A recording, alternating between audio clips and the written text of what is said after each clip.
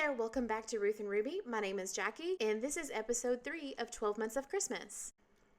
Okay, so this is a tin can lid from all of those tin can pockets that I've been creating, and I don't actually have any footage of me putting the bird on there, but I'm pretty sure you've seen that 100 times and you totally get it, right? So I just put the bird on there and painted it, and now I'm mixing up some Dixie Belle Sea Spray with some Caviar Dixie Belle paint, and I'm going to just smooth it on with a paint stick here, and this is giving it give some extra texture.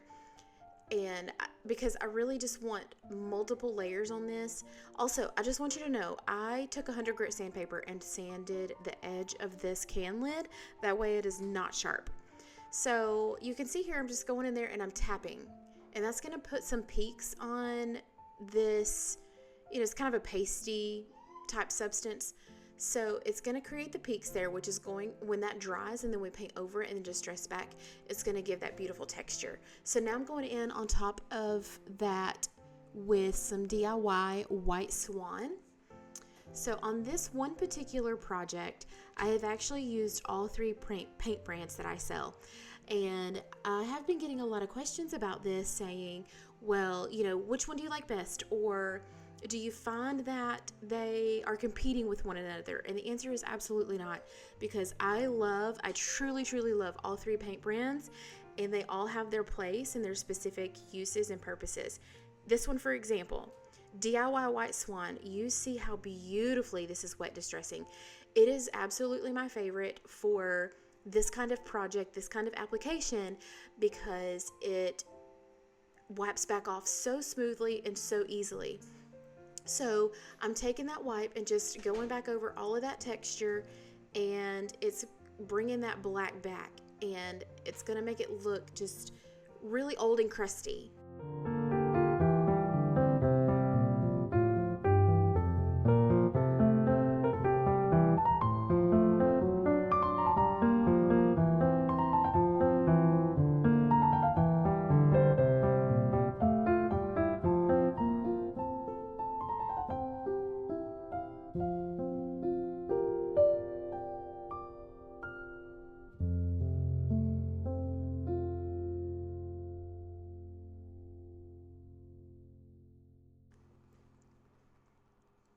Okay, now it's time for one of my favorite parts, the embellishing. So I am loving the new Dixie Belle waxes, the gilding waxes, and this one is bronze.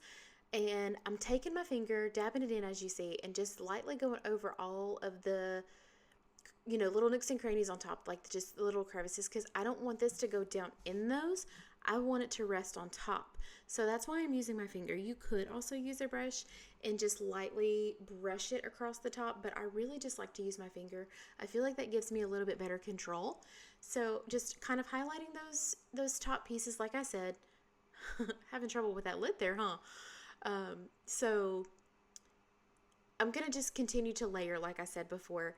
So I'm taking this bronze wax, going on top, and then we're going to continue on with some additional waxes here in just a second.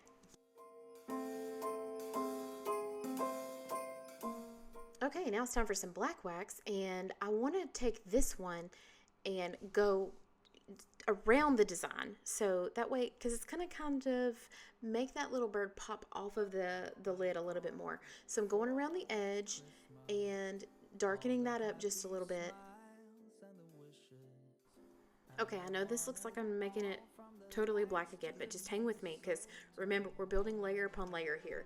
So I am going to wipe back the excess black wax, and then we're going to add a little bit of white wax on top too.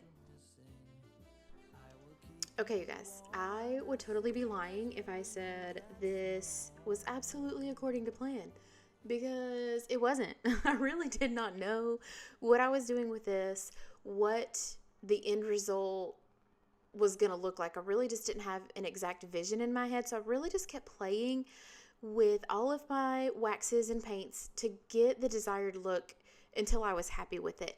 And sometimes that's what you have to do. Sometimes things don't always come out like we think they're going to in our head, so we don't want to give up. We have to just keep working with it, keep adding layers, and eventually we'll get to a point where we're like, yes, that's it. That looks good. I like that. And as I keep building here with these waxes, by the way, I'm using DIY's gold gilding wax now, and just highlighting a few more little spots in the texture there. So, you know, just mixing and matching all of these different brands and materials, because all of these things added together end up with a really beautiful end result. These holiday wonders will open your mind. May all your wishes tonight come true. The love I live.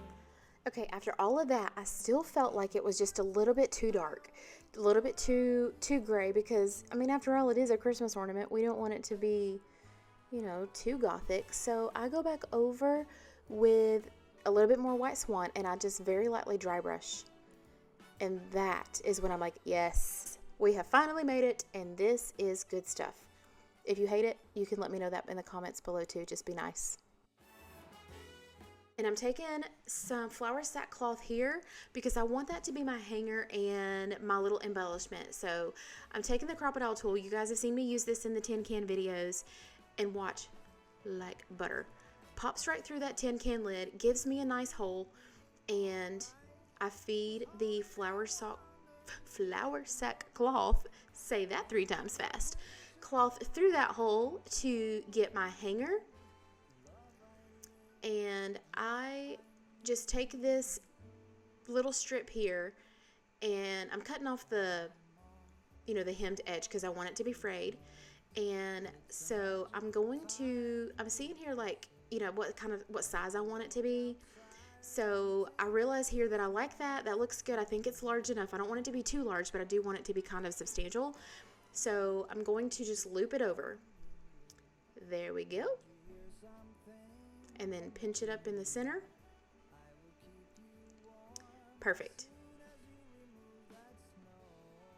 And then I am going to take that hanger, put it right in the center, and just tie a simple little knot. That's going to keep that bow cinched together. And then I can make my loop and tie it at the top. Tie a knot at the top, and to make my hanger portion. I knew this Christmas I only wanna be close to you.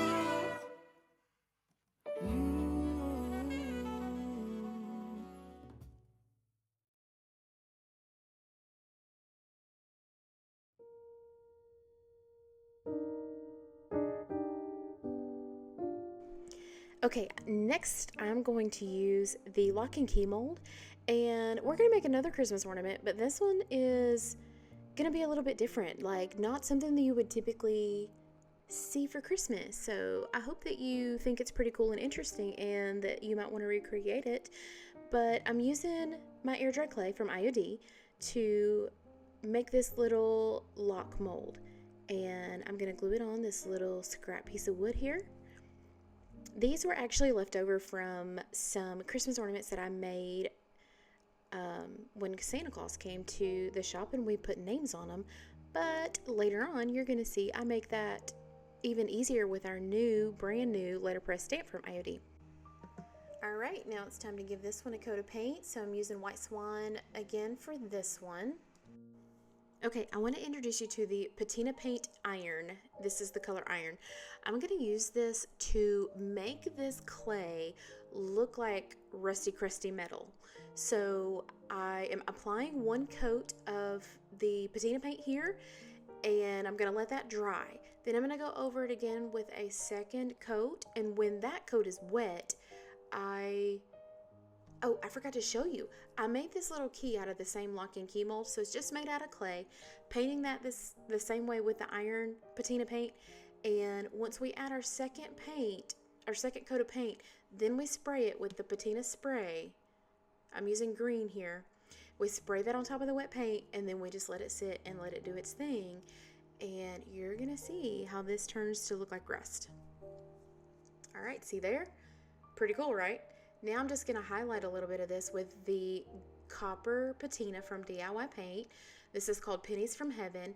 And I know I'm using a ton of products in this video today, guys, and I promise I'm going to do my best to link each product individually below, but know that you can find everything at ruthandruby.com. So I'm just highlighting this again with my finger like I showed you before with the copper patina, and just going all over this again, building layers just to make this look so crusty. I want it to look like the metal pieces, you know, they're faux, but faux metal pieces like they've been in the bottom of the ocean or something, you know. So just now adding a little bit of the shipwrecked wax from DIY. That turquoise complements the copper patina beautifully. So just going all over again, adding my layers. Okay, first I want to say I did go back and paint the back, okay? So nobody come at me for that. But I'm adding this cute little copper nail to the top that's going to hold this beautiful lace ribbon in, and that's going to be our hanger. So I thought the copper nail was perfect with the copper patina on the front. So I'm just taking that, putting that in there, and here we go. I've tied it all up together. Isn't that so cute? Let me know what you think below. Is that a pretty cool Christmas ornament, thinking outside the box a little bit? Or is it like, Jackie, that's weird. What are you thinking? All right, it's time to use these awesome new stamps. You guys, I have loved these things so much already. So this is just your little reminder that when you get a brand new set of stamps, you want to take your sandpaper and just give that a little scuff. And basically all it does is give your stamps just a little bit of tooth so that your medium can stick to them a little bit better and you get a clearer impression. So medium meaning whether you use ink or you can use paint if you didn't know that. All you have to do is take a brayer and roll that on there. So I'm taking the letters to spell out jolly, and I'm using the I there as a spacer because, you know, we have a repeating letter. So I use that as a spacer, and I'm taking my thin mount, and I want you guys to not be afraid to cut up your thin mounts. Use them to the best of your, you know, like to help you the best.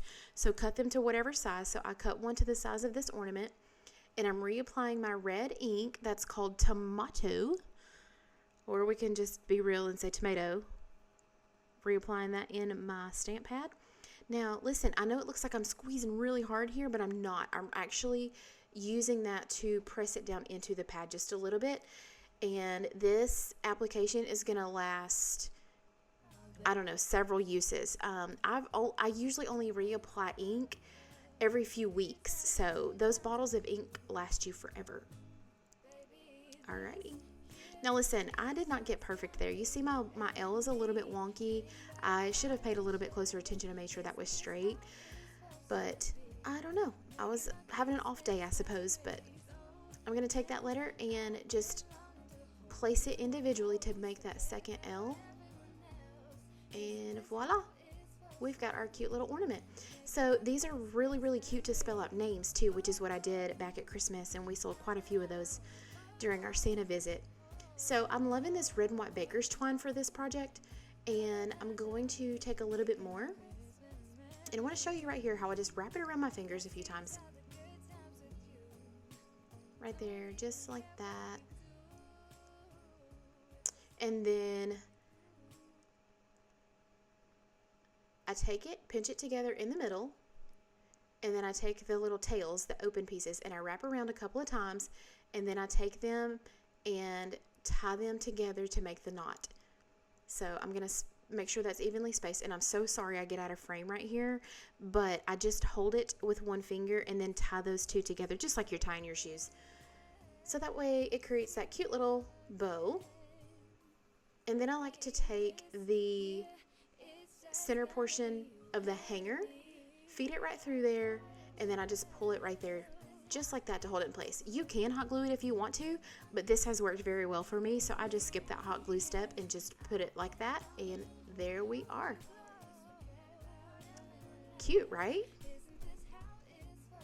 Alright, you guys, I seem to have missed a little bit more footage here. I've been having some serious trouble filming lately, which is part of the reason that this video is so late. I don't know what's going on. Basically what I did here is I took some Dixie mud and filled in the spines of these books to make sure it was even, because I didn't want to see the indentation of the book titles. So put a little bit of Dixie mud there, smoothed that out and sanded it, taped off my edges, and gave this a really good coat of DIY's Marquee. Now, I want you to notice how beautifully and clearly this paint covers this black book. And we know that red is one of the most difficult colors to get to cover because it's a primary color and they usually have a clear base. But DIY paint, being clay based, covers better than any other red that I carry.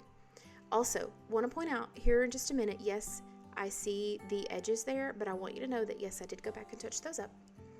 So I'm taking those same letterpress stamps from IOD, the brand new ones, and we're just stamping on there my very favorite Christmas song, Oh Holy Night. Okay, so you can see here I am arranging my letters for holy. So I'm using those thin mounts. I'm just lining up the bottom of the letter on one of those black lines so that I know everything is straight. These letters are by far the easiest I have found so far. I have a lot of extra ink right there. You can wipe that off if you want to, but I knew I wasn't going to touch the spine of the book, so. But anyway, there's a lot of letter or alphabet rubber stamps out there on the market, and I have not had very good success with those. I will just be honest. I usually get them, like not spaced evenly, not straight. They're wonky, and I just don't love the end result. But I'm having very good success with these so far, other than that one letter that I wasn't paying attention to on that ornament.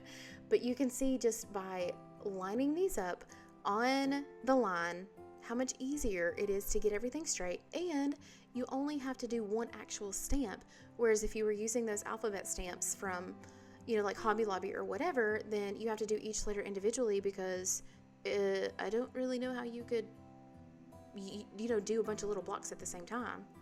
So these set of books only took me like probably 45 minutes start to finish, so I feel like that's a pretty good time frame. Okay, this was absolutely my favorite part of these books. Dixie Belle's Grunge Gray Wax. I am digging this stuff, y'all. It is probably my favorite wax for right now, just because it's new, maybe, I don't know, but I really love the age that it gives these books. You see, I don't know what's going on with my camera, but you see, I'm just taking my brush and fanning that out on the edges and just giving it a beautifully aged look. I don't even know how else to describe it other than I love it and I'm obsessed with this wax. So you might be seeing it for the next few videos until I get bored with it. So you better go get you some because it's good stuff. Okay, on to the final part for the final project, the embellishing. So as you can see, just taking some buffalo check ribbon. I am thinking that's still going to be a thing this Christmas. Can't say for sure. However, I'm still seeing it a good bit, so I'm thinking it's still going to be in. And tying just a simple little bow. I love to take this wired ribbon and just give it little pinches and give it little crinkles so that way it just looks a little more organic and not too straight. And to top it off, this is, I believe, some mistletoe that I got from Walmart last year. So it was in, like the little 97-cent floral section, and it was the perfect topper. All right, you guys, be sure to let me know what you think about these projects down below. I really appreciate your time for watching this video. I know it was a little bit longer today, so I really appreciate you hanging to the end with me. So be sure to let me know what you think down below, and I will see you in the next video.